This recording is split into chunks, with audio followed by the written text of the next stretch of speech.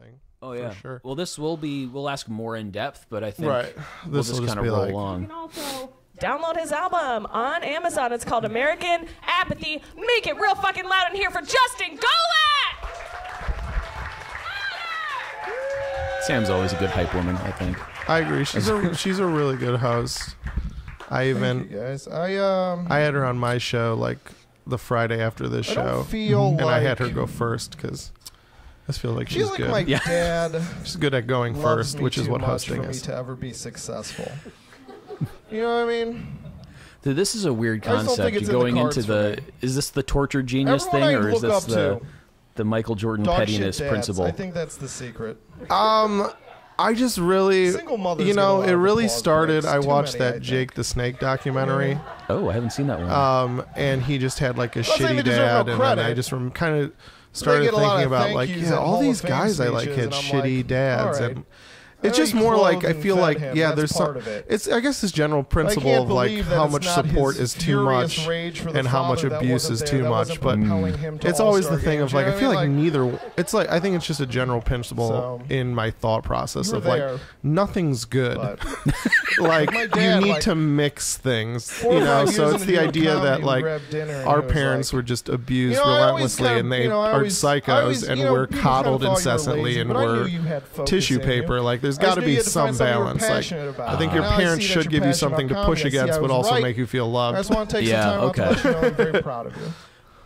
Is that like the Chris Titus thing? You got to keep your elbows up and hit your kids once in a while. I'm gonna die. Yeah, I guess something. Something like that.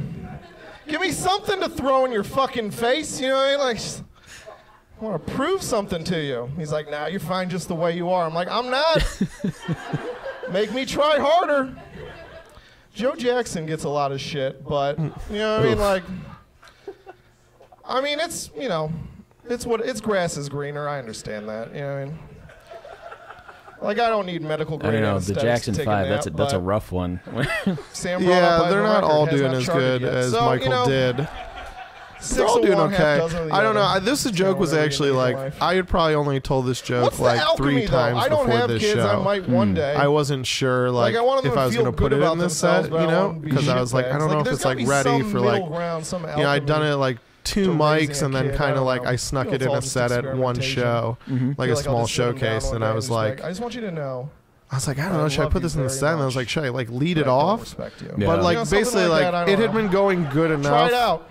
And then kind of the stuff, some of the stuff I said in this telling of it, I kind of thought of like that night. I thought of while I was waiting to go on. I was like, I think these little tent posts might kind of push up some of my points. So this is we're refining this set here. So this is a solid 10 minutes, but you're still working on it. I just think I always am. You know what I mean? Like to me, that's how it stays interesting for me.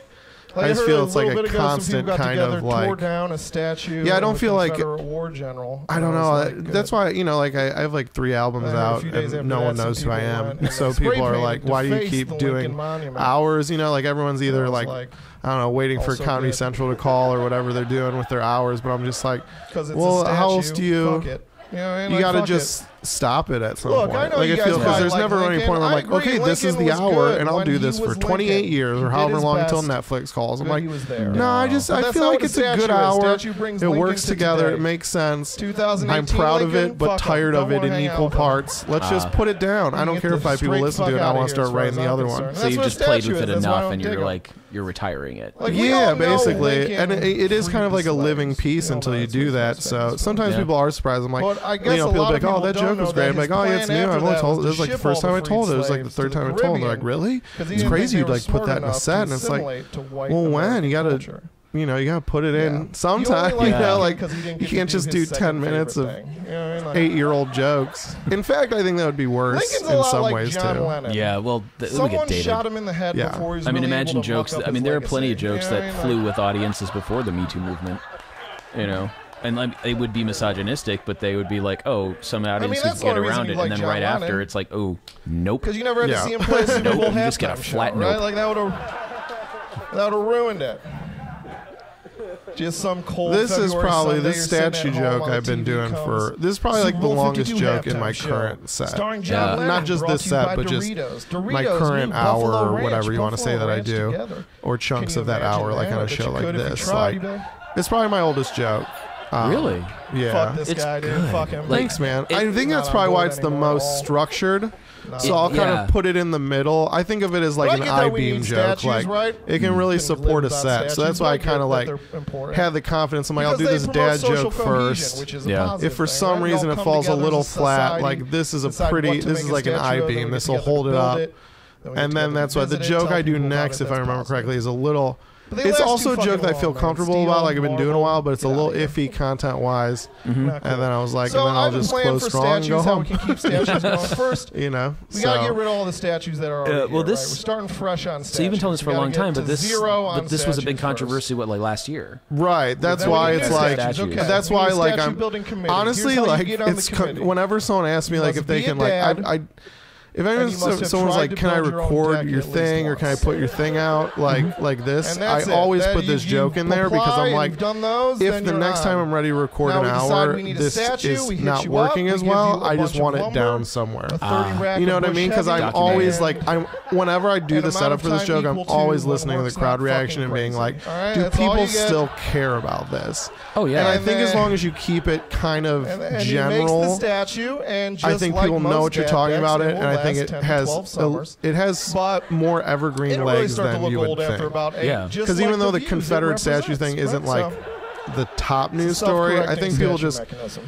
I think the idea of like history and its implications in the present is kind of an evergreen topic. So. Oh yeah. But I'm always cognizant to wait for a point in telling that joke, whether it's now or a year from now or whatever. But hopefully not before I put out another album. I'm always constantly like listening to the audience and kind of like just being listening for like an acute kind of like, what do you? I don't. This isn't relatable anymore. And so I don't. Hopefully it won't happen before I record it in a permanent way. But if it does, I'll cut it and I'll be glad that it's up here for people to watch. Yeah. I think maybe selfishly you could get a lot of mileage out of it. Like you said, you do keep it general, but keeping it just the dads. We have today are the best troops. It's so well crafted because it fits.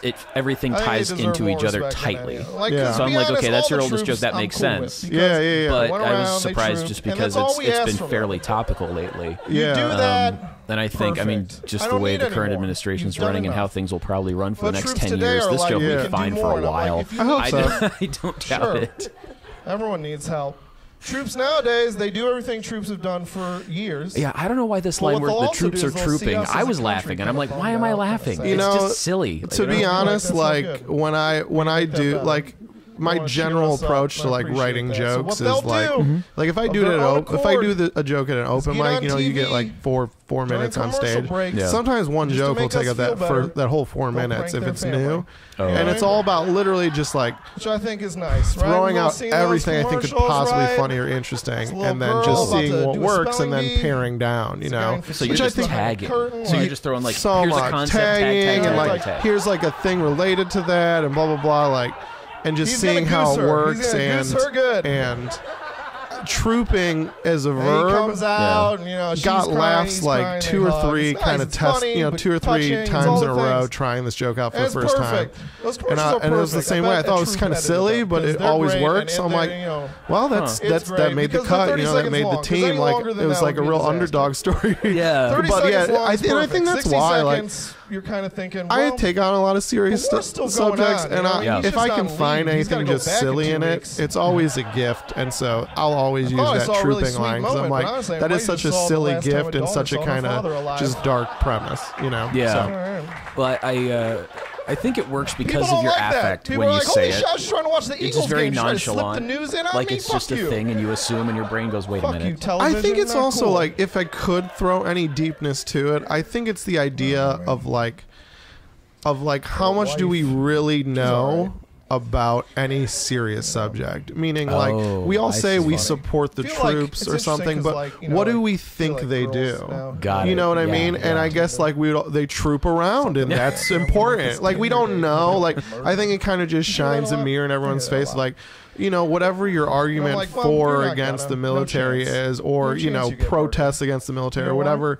has come up about the military in the last 10 years, all the way from Vietnam till now. It's like we don't really get it though. Like no one understands it, you know. And so that's really all we're fighting about. Whether you're like mad at Colin Kaepernick or you're happy with Nike, you don't know what they do. You're just like they troop, or well, they're trooping places they shouldn't be trooping, and they're standing in shitty environments. We don't really know. We're all kind of dumb, and I think like when you can just say you're dumb by just using a word like trooping, everyone I think laughs at like, oh, that is how I describe it too, because I don't know either. You know, you made a silly word very deep right there. And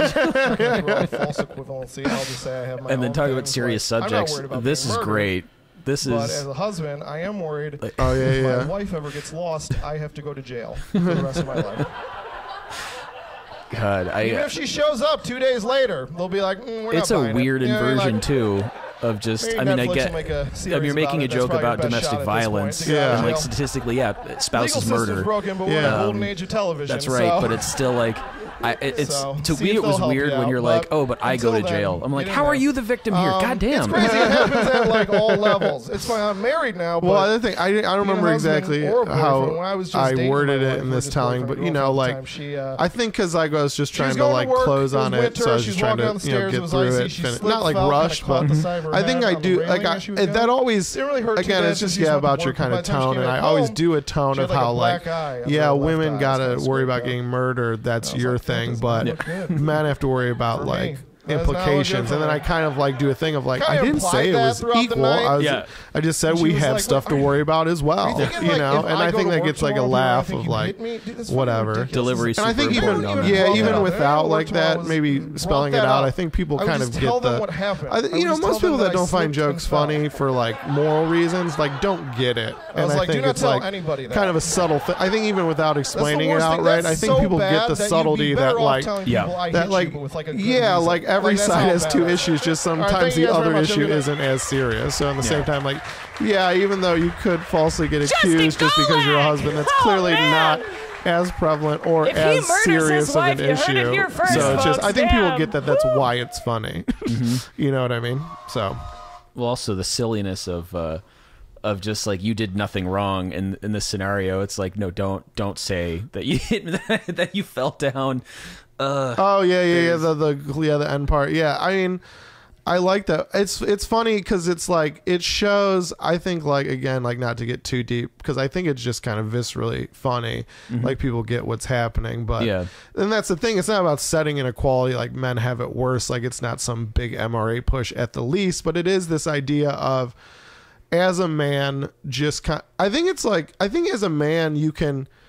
There's this idea that if you say like I'm a man and as a woman you'll never know what it's like to be me, there is that idea that I'm trying to like take away your agency as a woman.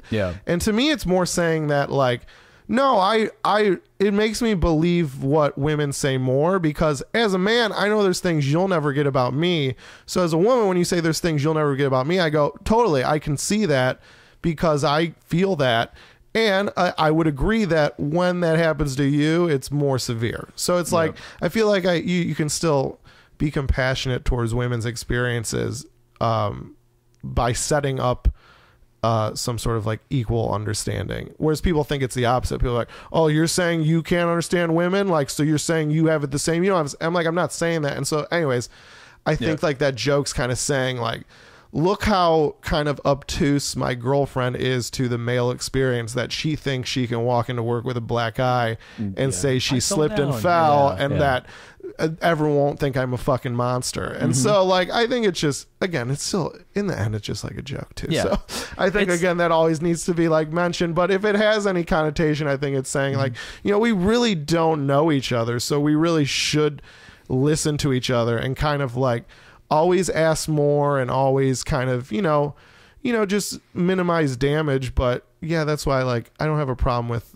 the concept of believing people's experiences. I don't think, and it's like I don't think that has to necessarily sit in contrast to like due process and all that stuff, which I also think is important. But I just think it's funny to show that like sometimes you got to just be like, you just got to listen to someone. So you know, anyways. Well, this is especially relevant because Dr. Ford just testified in front of Congress. Yeah, that's what I'm saying, and it's like that's what I mean. It's like you can say like again, and like that's the problem is like most people saying it are evil.